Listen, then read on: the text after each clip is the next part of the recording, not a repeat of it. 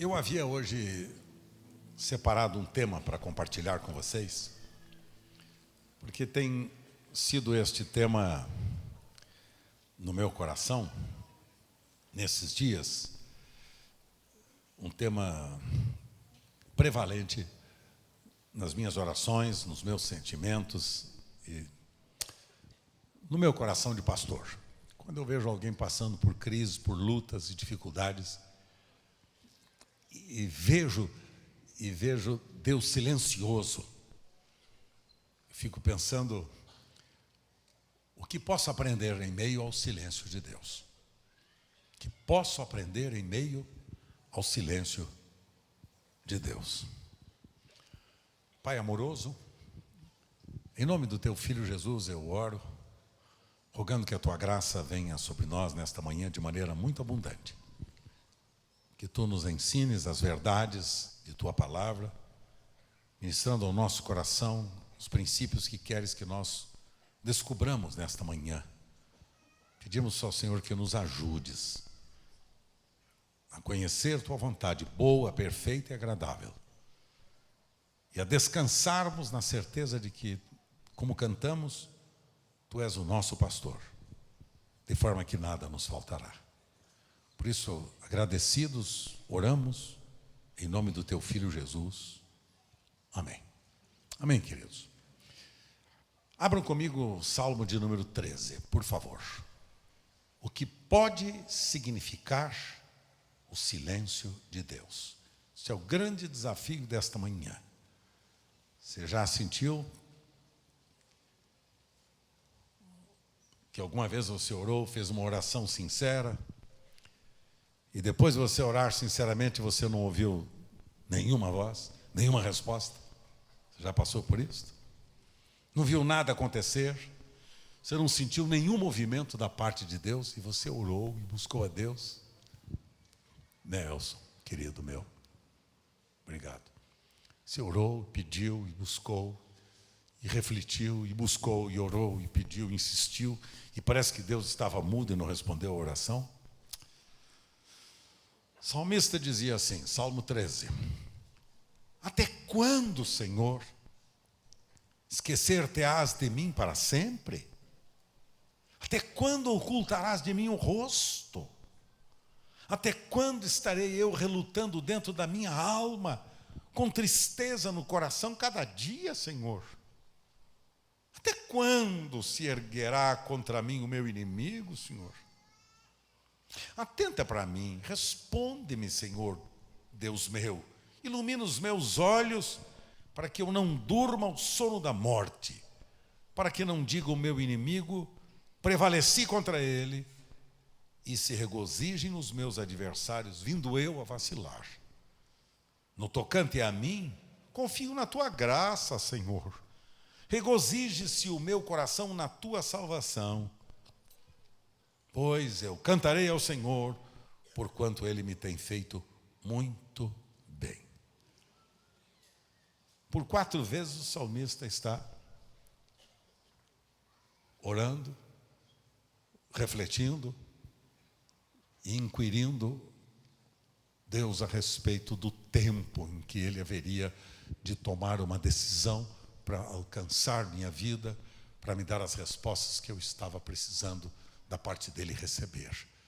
E por 4 vezes ele diz, Senhor, até quando? Verso 1, por 2 vezes ele diz, até quando, Senhor? Tu te esquecerás de mim? Até quando?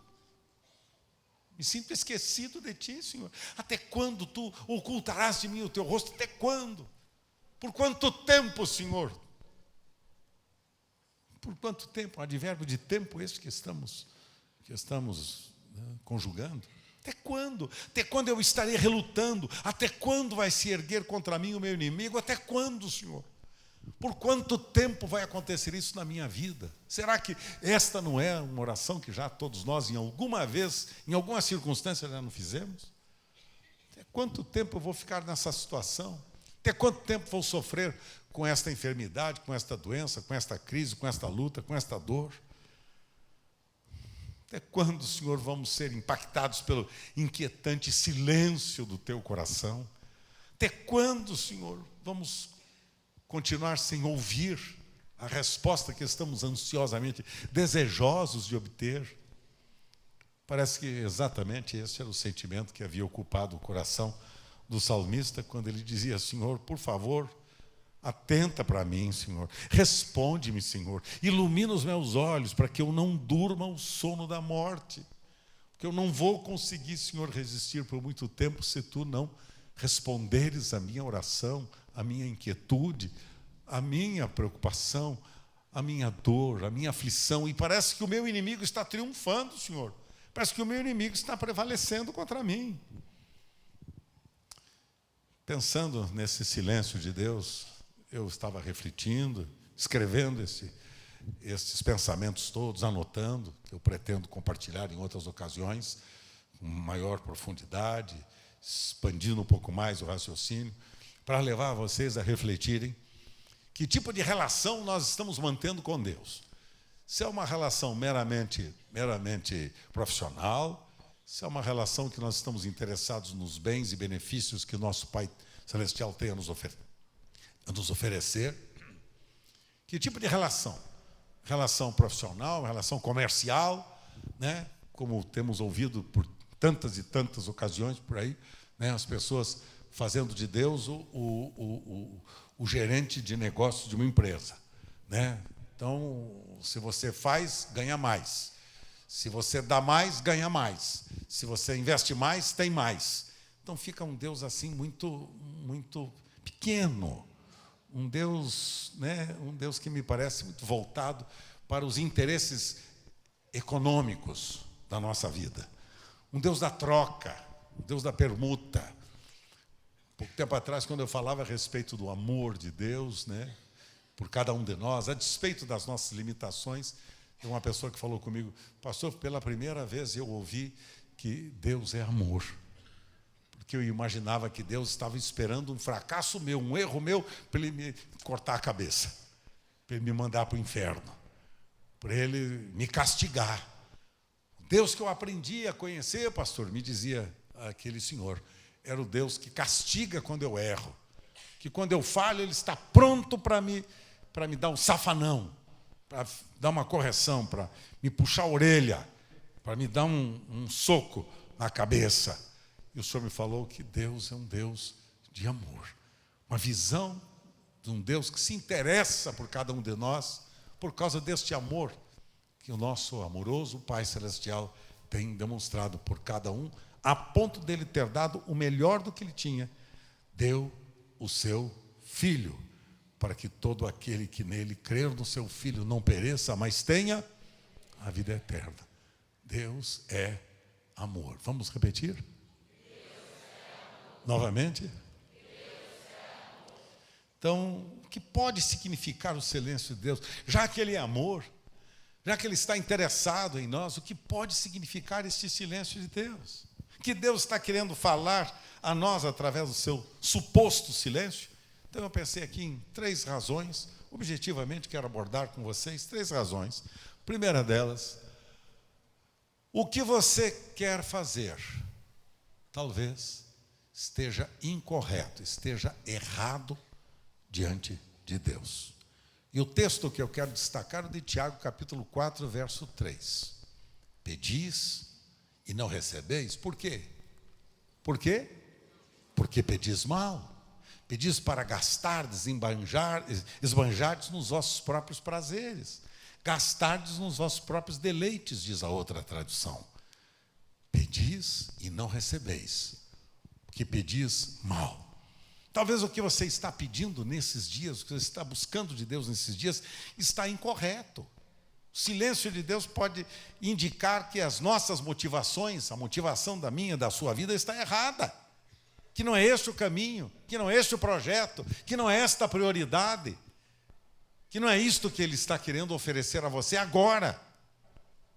Podemos estar sendo levados também por desejos egoístas, interesses pessoais, por nosso próprio bem, paixões carnais, teimosia, caprichos, uma falsa religiosidade, cobiça, orgulho, presunção, prepotência. Talvez escondamos no nosso coração alguns interesses escusos. Talvez nós tenhamos até boas intenções, mas quando nós formulamos essas intenções, mostramos que estamos incorretos na busca delas como resposta prioritária de Deus para a nossa vida.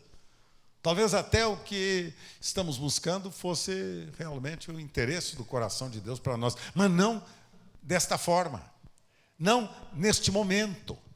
Nesse caso, o silêncio de Deus, meus irmãos, é um indicativo claro para uma reflexão mais cuidadosa da nossa parte a respeito do que nós estamos pedindo e por que é que Deus não está respondendo.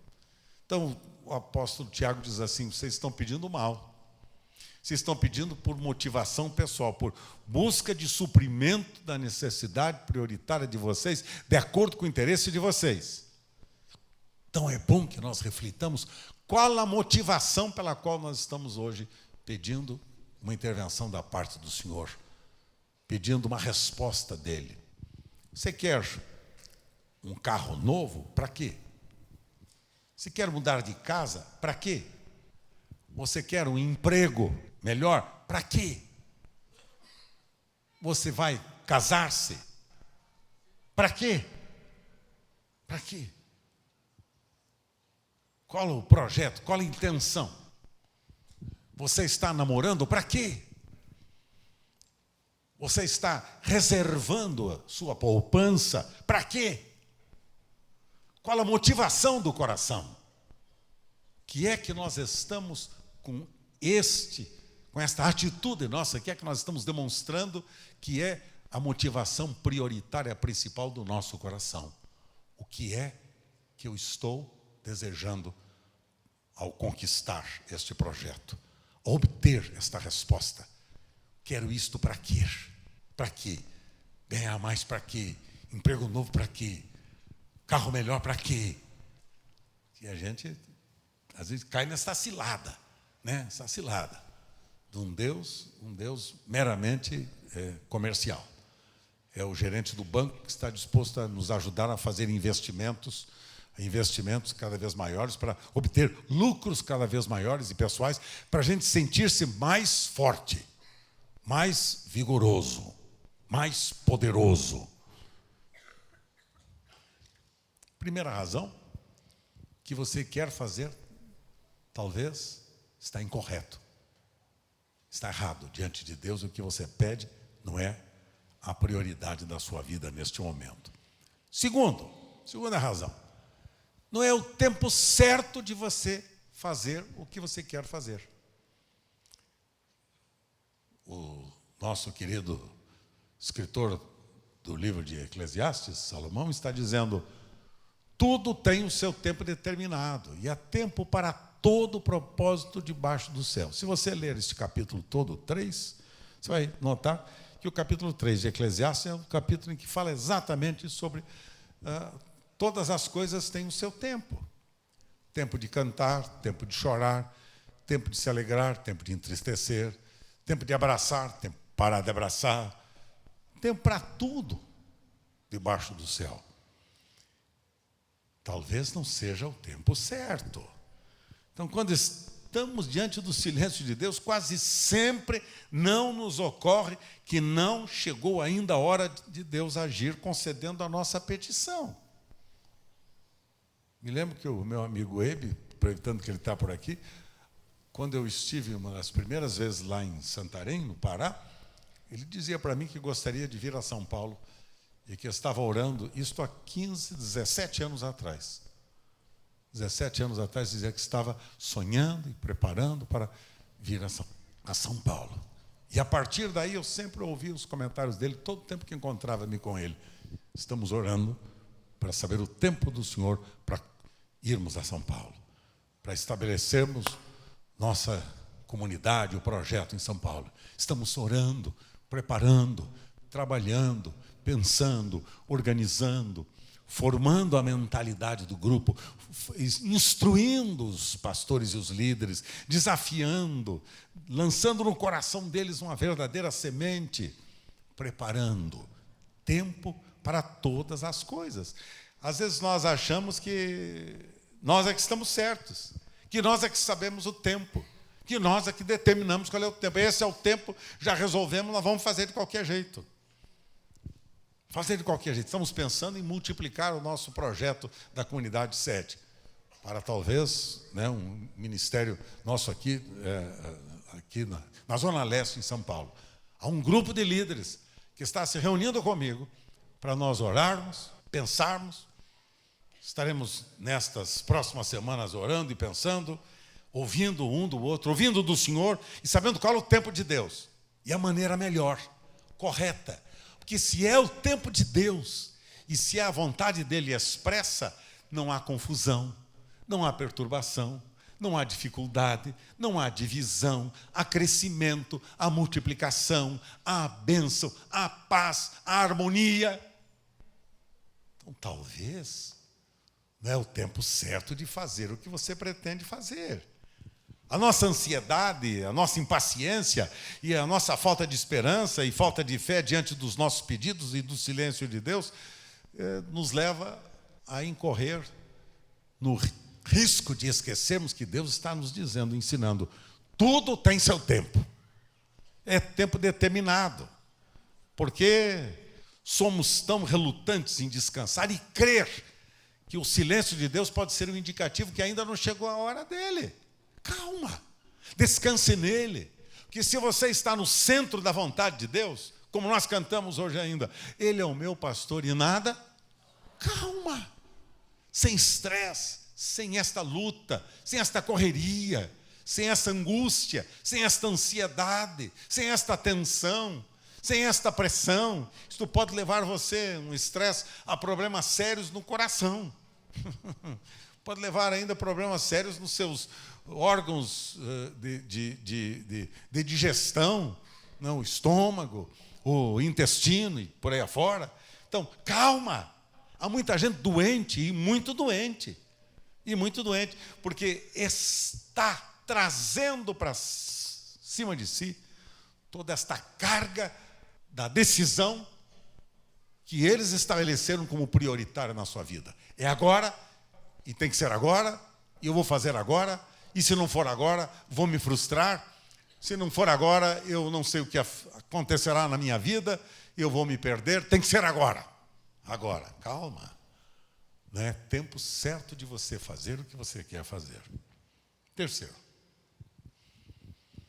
Terceira razão. Juntos, leiamos. Deus está testando a sua... E é o texto que nós lemos do Salmo 13 nesta manhã.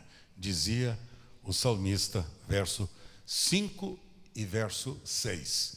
No tocante a mim, confio na tua graça, Senhor. No que diz respeito a mim, meu coração se regozija na tua salvação. Porquanto, Senhor, eu cantarei a ti. Tu me tens feito muito bem, Senhor.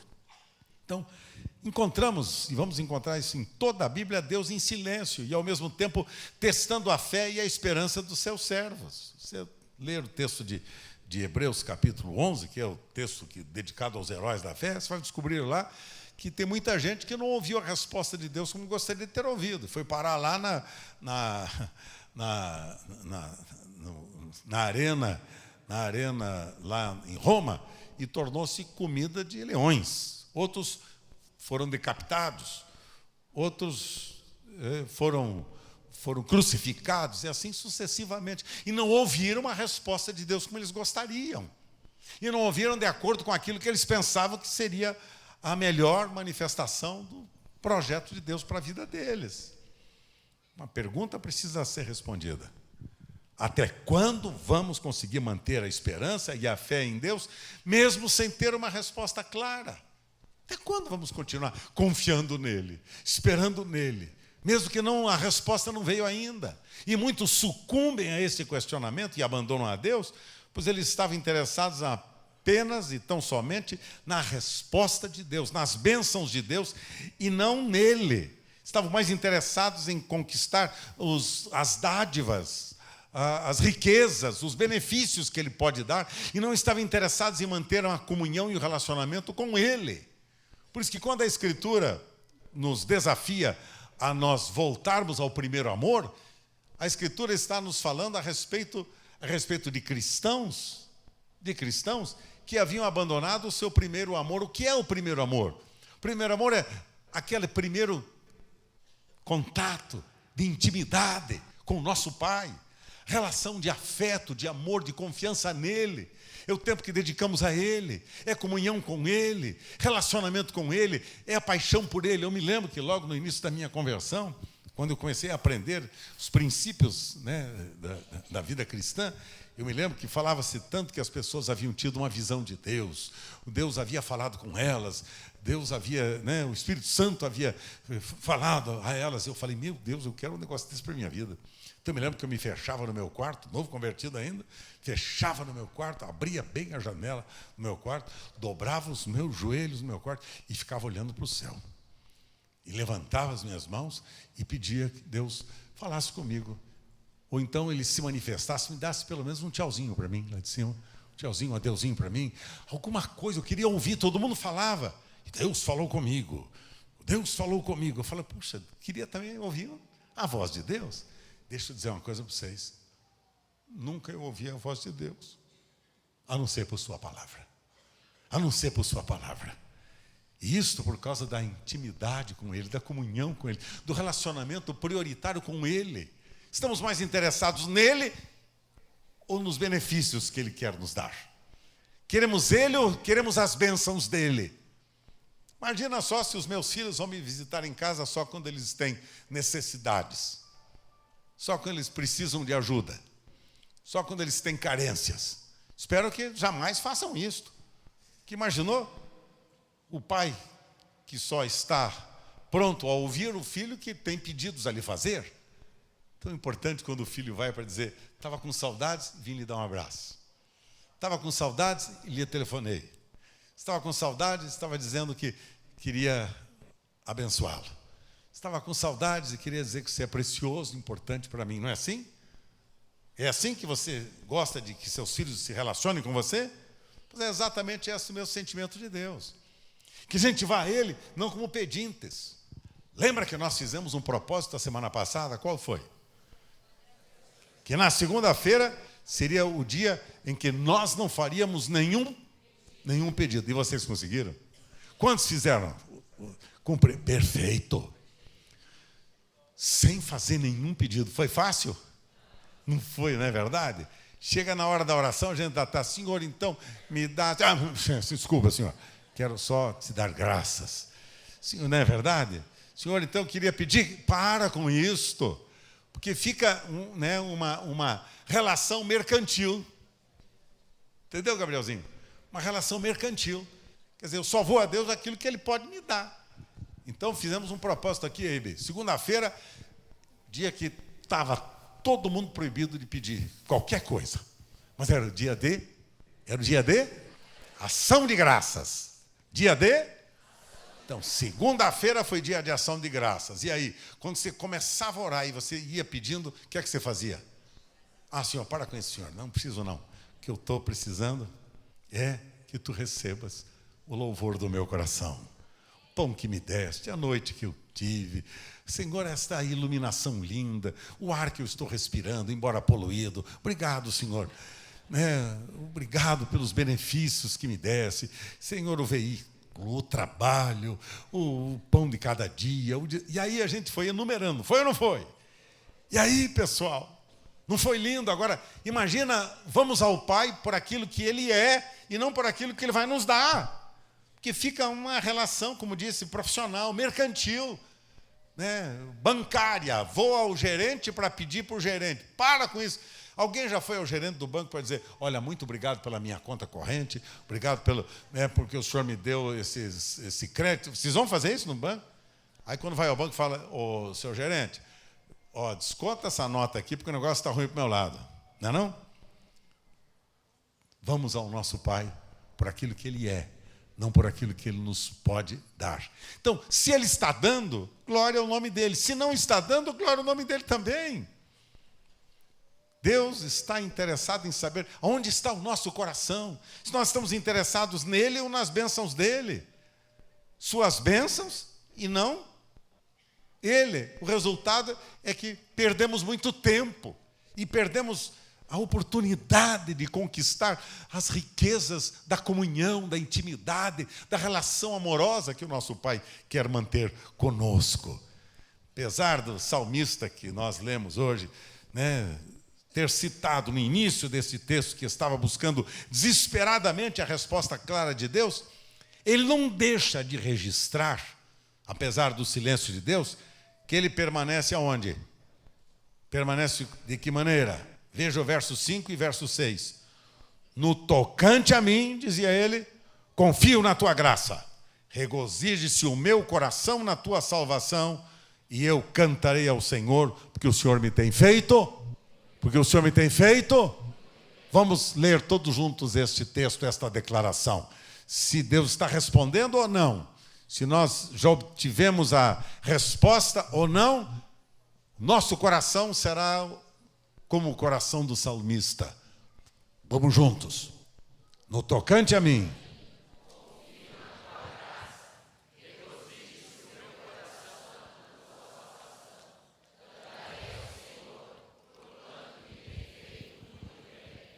Amém. Cantarei ao Senhor porque me tem feito muito bem. Não importa se recebo ou não, se tem ou não, se respondeu hoje ou não, se vai me dar agora ou não. Eu estou cantando com alegria no meu coração. E eu estava querendo só deixar no coração de vocês 3 ou 4 ilustrações rápidas aqui a respeito de gente que orou e não ouviu a voz de Deus. Querem ver? 2 de Coríntios, capítulo 12. Olha, dá uma olhadinha só, veja que coisa fantástica, e veja o que vamos aprender agora.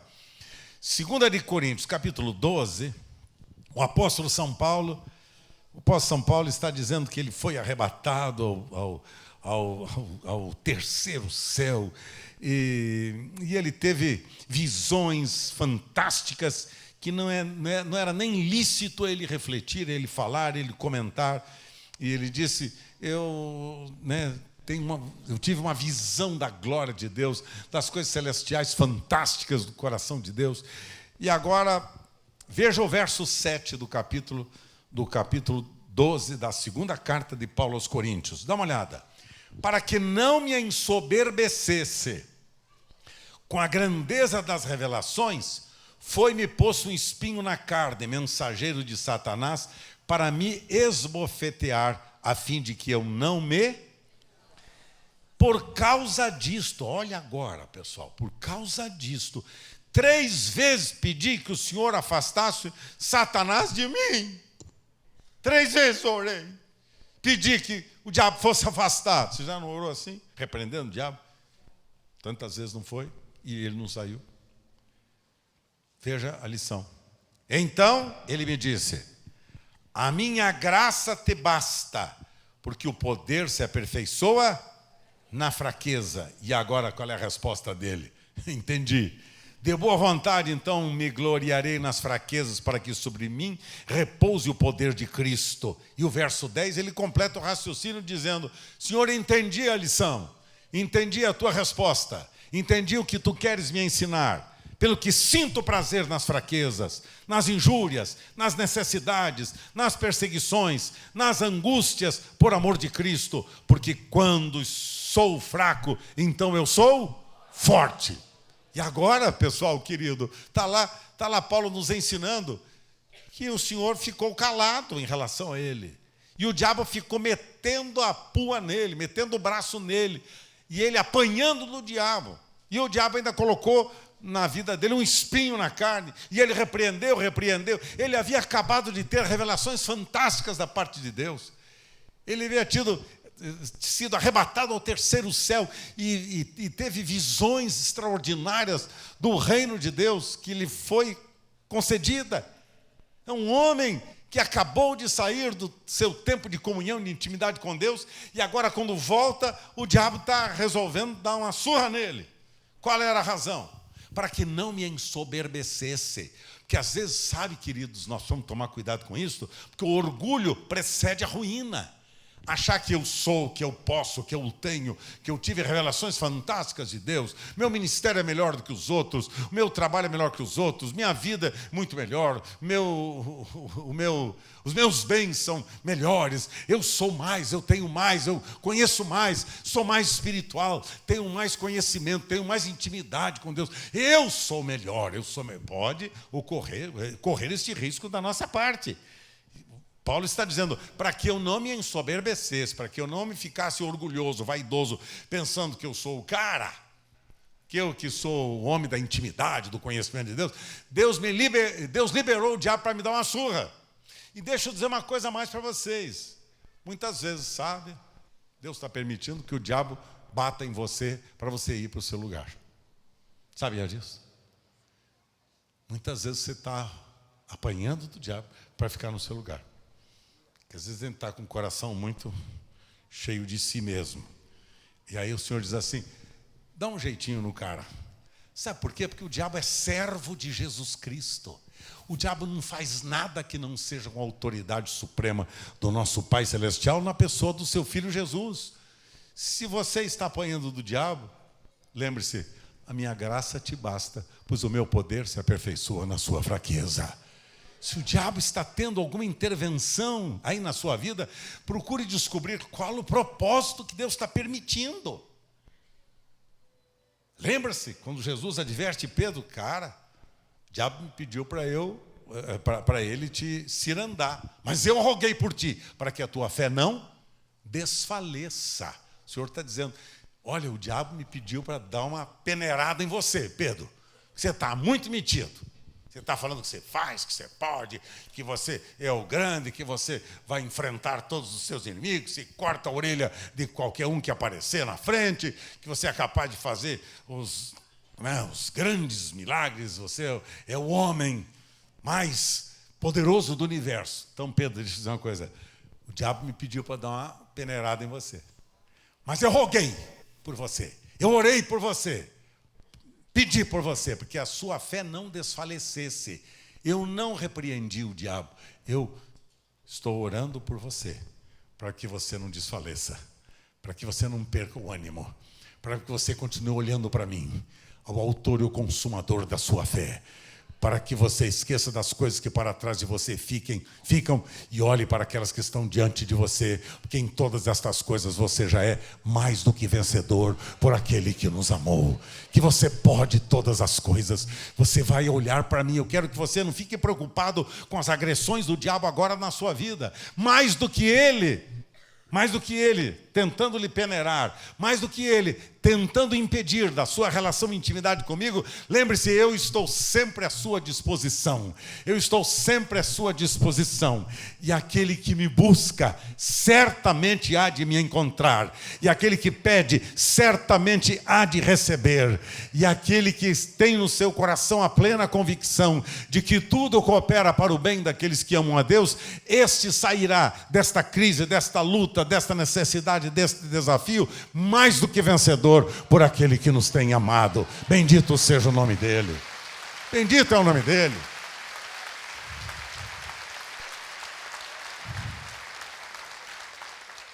Para com isso de você ficar olhando para o que o diabo está tentando fazer na sua vida. Se o diabo está trabalhando, fica tranquilo. É sinal que o Pai quer ensinar você lições profundas. Pergunta para Jó. Qual foi a grande experiência de Jó? Qual foi a grande experiência de Jó?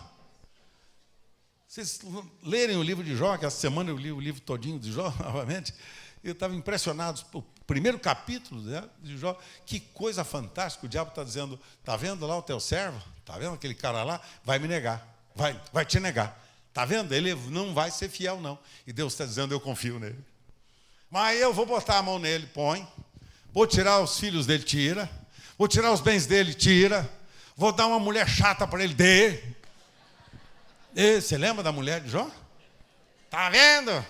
Homem, perdeu tudo. Você que está tão preocupado em orar pelos teus filhos, pela tua casa. Você que está tão preocupado com a tua vida. Está vendo só? Agora. Perdeu aí os filhos. Perdeu os seus bens. E agora está aí perdendo a tua saúde. Está vendo, Jó, o que é que deu confiar em Deus? Ele disse, mulher, você está falando como qualquer louca fala. Aprenderia eu a receber os bens de Deus? E não aprenderia eu a perdê-los, a não tê-los? Mulher, saiba, Deus me deu. Deus me tomou, louvado seja o nome do Senhor. Você fala como louca. Você está pensando que a minha relação com Deus é com aquilo que Ele me dá? Minha relação com Ele é por aquilo que Ele é. Porque no capítulo 42, versos 1 e 2, e 2 particularmente, Jó está dizendo, aprendendo a lição, está dizendo, Senhor, obrigado. Antes eu só te conhecia de ouvir falar. E quando tu permitisse que eu perdesse tudo, eu aí aprendi então a conhecer-te. Passei a andar contigo. Então agora eu te conheço de andar contigo, Senhor. Muitas vezes o Senhor permite as situações na sua vida, porque você conhece Deus só pela religião, o Deus do intelecto. Você só conhece a Deus pelas informações que você recebeu a respeito dEle. Você não tem intimidade, comunhão, relacionamento. Você não o conhece de estar com Ele, de ouvir sua voz, através da sua palavra, da intimidade com Ele. O Deus que você conhece é o Deus mercantil. É o Deus que serve somente você, que está sempre disposto a servir você, mas que nunca experimentou da sua parte o desejo de oferecer-se a Ele, de entregar-se a Ele, de oferecer tudo que você é e tem para Ele. Você quer que Ele faça isso para você, mas você esqueceu que Ele espera que você faça isso para Ele, que você entregue para Ele, que você seja o doador para Ele. E então, capítulo 42, Jó está dizendo, Senhor, aprendi a lição. Te conhecia só de ouvir falar. Mas agora, Senhor, agora eu sei quem Tu és. Agora eu sei quem Tu és. Agora eu conheço-te de contigo andar. E então, o verso 2, Jó está dizendo, Senhor, bem sei que tudo podes, e nenhum dos teus planos pode ser impedido. Bem sei que tudo podes, nenhum dos teus planos pode ser impedido. Sei, Senhor, que Tu tens um plano para a minha vida. Não importa o Teu silêncio, não importa se não me respondeste como eu gostaria, não importa se a situação da minha vida tornou-se tão vexatória como está, não importa, Senhor, o importante é que eu continuo Te servindo. E o diabo ficou desesperado, porque todas as vezes que o diabo tocava em Jó, Jó não amaldiçoava a Deus, Jó glorificava a Deus, Jó exaltava a Deus, Jó expressava a sua confiança em Deus e dizia, Senhor, eu bem sei que tudo podes, eu bem sei que tudo podes, e se tens um plano para a minha vida, ninguém, nem o diabo, nem os anjos, nem o inferno, nem o presente, nem o porvir, nada me afastará da minha comunhão contigo, nada tirará da minha relação de amor e de amizade contigo. Eu sei que tudo podes e nenhum dos teus planos será impedido.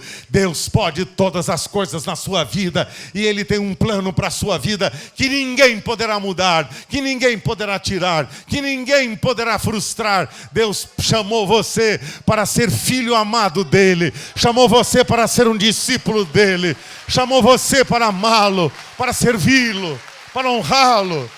Ninguém vai pedir isto. Ninguém vai impedir isto. Não posso servir a Deus que meu patrão não quer. Não posso servir a Deus que a minha esposa não deixa. Não posso servir a Deus que o meu marido é chato. Não me deixa. Não posso. Pastor, não estou conseguindo servir a Deus. Sabe por quê? Porque primeiro eu tenho que ganhar dinheiro. Primeiro eu tenho que ficar rico. Tenho muita preocupação com isso. Pessoas que desejam apenas, primeiramente, ter sucesso na vida profissional. Eu agora estou estudando porque eu vou me tornar um fantástico médico, ganhar fortunas, e depois que eu ganhar, tiver o meu sustento e me equilibrar financeiramente, vou pensar em servir a Deus. Não faça isso. Não faça isso. Eu conheço gente que trocou e perdeu tudo. Que Deus não precisa da sua ajudazinha.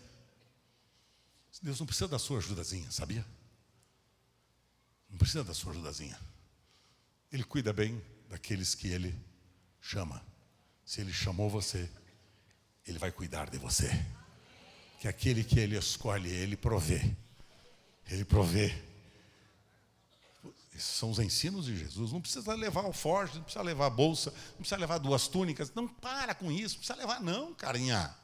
Para com isso, não precisa levar nada. Vai lá, digno é o obreiro do seu salário. A casa em que você entrar, que você for recebido, a paz se estabelecerá naquela casa na medida em que você entrar nela. Você vai levar a tua bênção, a bênção que eu tenho reservado para você ministrar para aquelas vidas. Fique tranquilo. Você não precisa ficar preocupado em ter primeiro uma boa poupança, em ter primeiro uns recursos guardados, né, no seu cofre. Fica tranquilo, tranquilo. Ele cuida bem dos seus filhos. Ele cuida bem dos seus filhos. Ele cuida bem de mim e de você. Ele é o meu pastor e nada. Ele é o meu pastor e nada me faltará. Eu lembro-me disso de George Miller. Fantástico, experiência de um cristão, século passado, George Miller. Um homem que amava servir a Deus, cuidando de pessoas, cuidando das crianças.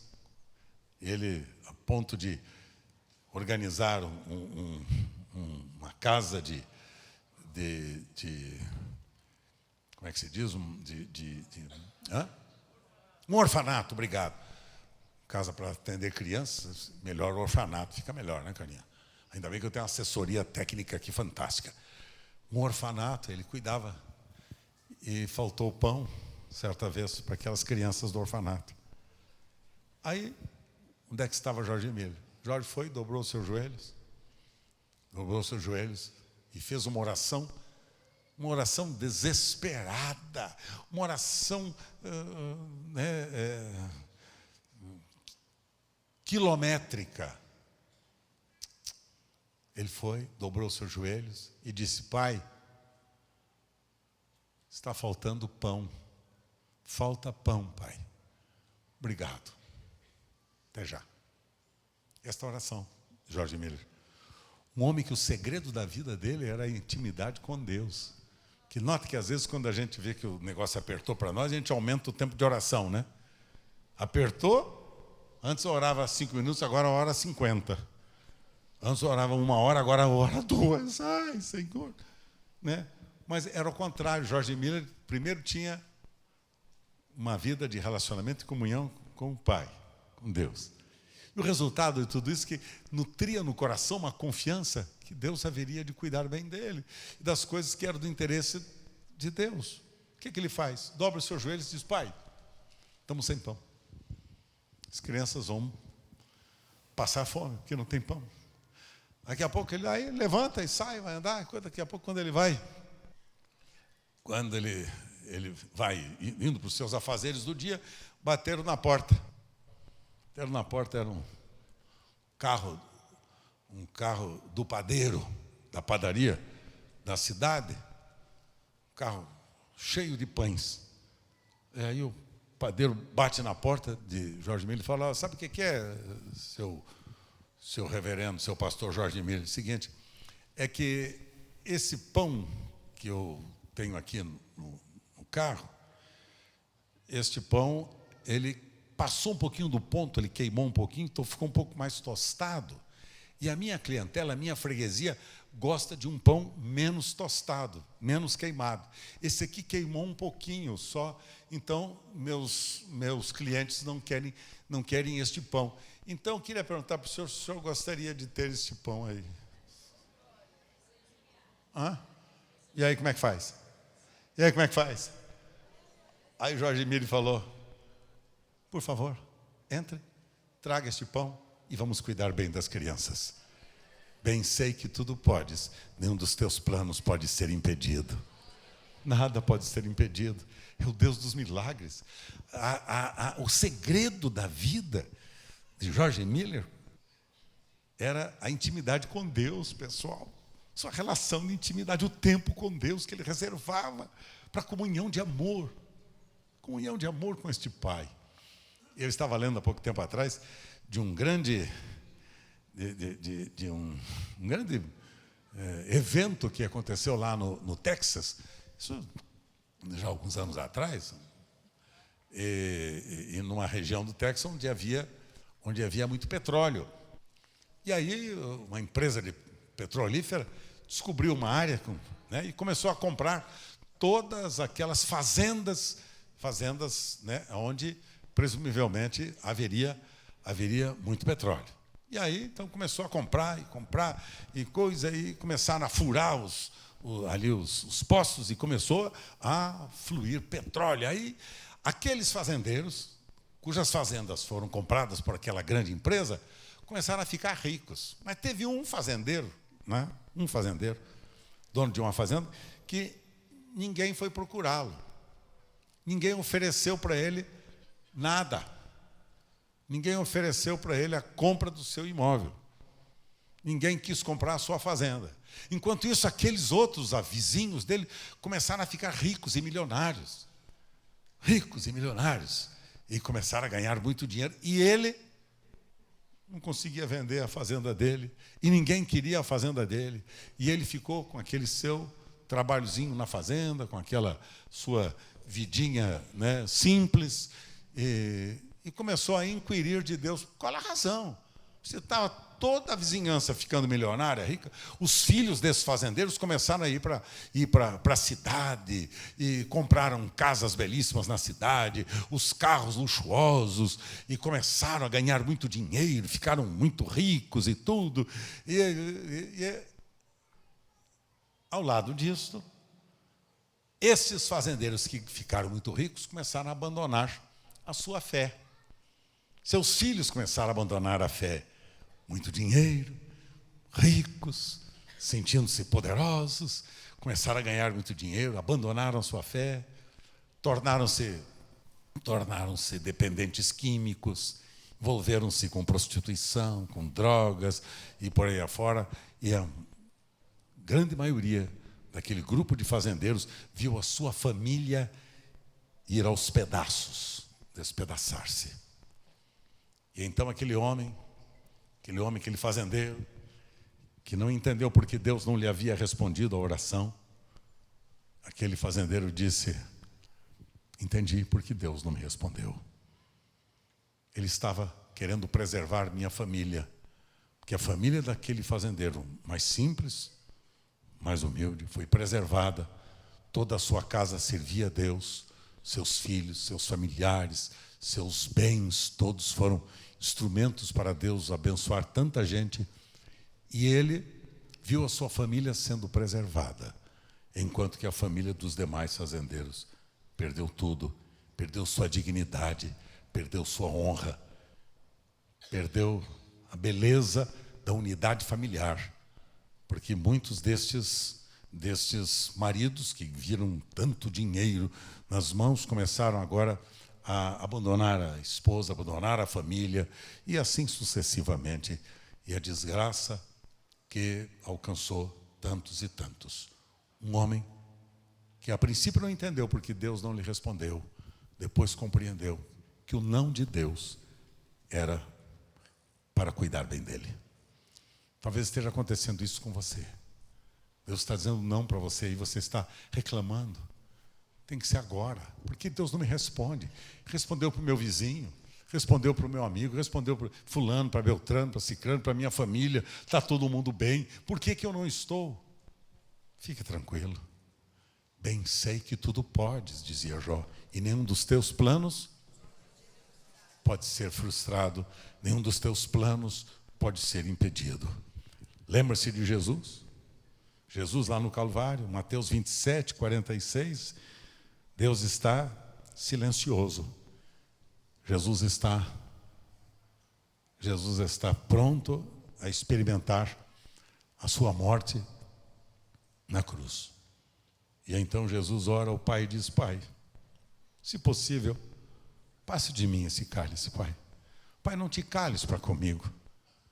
Não te emudeças para comigo, Pai, para que eu não seja semelhante com aqueles que caminham para a morte. Pai, não te cales para comigo. Mas o pai está calado. Por que me desamparaste? Deus meu. Foi a primeira e única vez que Jesus ora ao Pai chamando ele de Deus. Porque o tempo todo ele relaciona-se com Deus como Pai. Pai. Você vai notar no Novo Testamento, O tempo inteirinho Jesus fala a respeito da relação que ele tinha com o Pai. Seu relacionamento, seu amor, sua comunhão, seu afeto, sua unidade com o Pai. Ele fazia o que o Pai lhe mandava, fazia o que o Pai queria, estava reproduzindo o que o Pai pensava, desejava, planejava. Aqui ele chama Deus. Por quê ele chama Deus? Porque aqui ele se torna pecador, miserável, como eu e como você. Isaías capítulo 53 diz que neste momento Jesus toma sobre si toda a minha iniquidade. Toda a minha iniquidade, a sua iniquidade, os meus pecados e os seus pecados, toma sobre si. Todas as minhas enfermidades, todas as minhas mazelas e misérias, ele toma sobre si e torna-se neste momento como eu e como você. Torna-se maldito, pecador, porque maldito era todo aquele que fosse levantado no madeiro. Torna-se maldito e pecador, como eu e como você, porque ele toma o meu pecado e o seu pecado, para que eu e você ficássemos livres deste pecado. Ele toma sobre si. E a Escritura declara: Jesus tomou sobre si, não é que tomará, não é futuro. Ele toma sobre si os meus pecados e os seus pecados.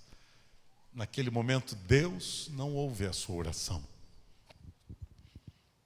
E não deixa Jesus ser amparado. Deixa Jesus desamparado. Para que Jesus se fizesse miserável pecador como eu e como você. Para que tomando o meu pecado e o seu pecado, não ficasse mais pecado nenhum, nem sobre mim, nem sobre você, se nós confessando os nossos pecados,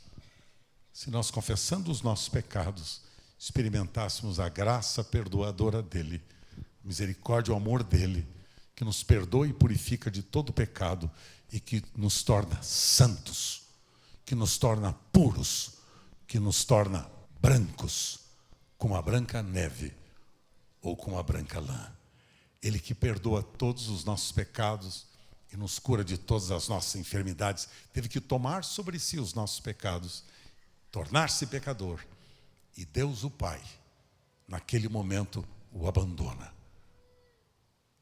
Deixa de ser filho para tornar-se ímpio, como eu e como você, porque toma a minha impiedade, toma a sua impiedade, se faz pecador como eu e como você, sem nunca ter pecado, uma só vez. Mas toma o meu pecado e o seu.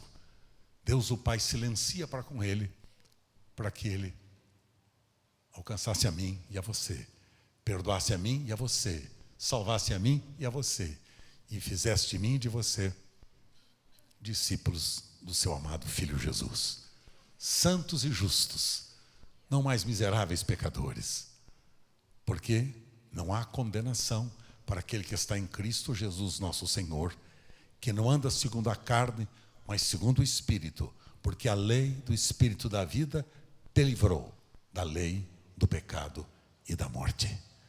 Romanos, capítulo 8.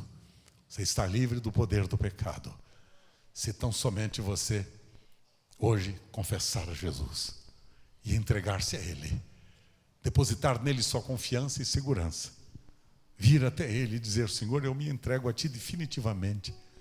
Eu não quero os Teus bens, eu quero a Tua pessoa. Eu não quero as Tuas riquezas, eu quero a Tua intimidade. Quero ser mais amigo Teu, quero amar-Te ainda mais, quero conhecer-Te melhor. Jesus, eu quero me entregar a Ti.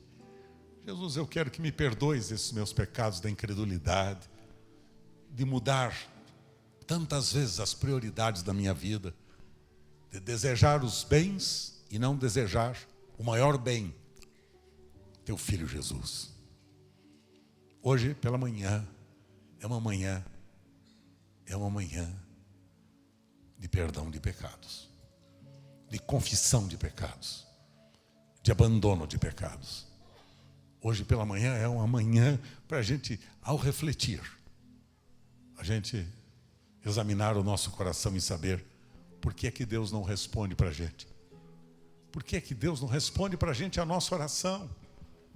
Você que está orando há tanto tempo pelo teu marido se converter, pelos teus filhos se converterem, seus pais se converterem, pela prosperidade financeira, pela mudança de emprego, tudo isso é legítimo, não estou dizendo que é mal, tudo isso é legítimo. Mas isso não é prioridade na nossa vida. Isso não é prioridade na nossa vida, não.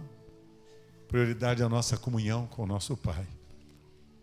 E muitas vezes Ele diz não. Por quê? Quais as 3 razões? Podemos refletir de novo? Quais as 3 razões? Primeira, vamos repetir? O que você quer fazer está incorreto. Está errado diante de Deus. Pensou nisso? Você está querendo fazer, não está certo. Por isso Deus não responde você. Segunda razão. Não é o tempo certo de você fazer aquilo que você quer fazer. Tudo tem seu tempo determinado, não é o tempo certo. Deus está dizendo, espere um pouco, aguarde. Aguarde, descanse em mim. Ouça minha voz, espere do meu tempo. Terceira razão. Deus está testando sua fé. Testando hoje a sua fé, para saber se você pode crer, se você pode descansar. Porque tudo é possível àquele que crê. Está testando a sua fé, se você é capaz de olhar para Ele, olhar para as situações da sua vida. Olhar para Ele ou olhar para a falta de pão. Olhar para Ele ou olhar para a sua fazenda que não foi escolhida para você tornar-se o grande milionário do petróleo. Talvez Deus esteja lhe poupando de alguns dissabores. Talvez Ele esteja lhe poupando de alguns resultados negativos. Bem sei que tudo podes. E nenhum dos teus pensamentos, projetos, propósitos, desígnios poderá ser impedido.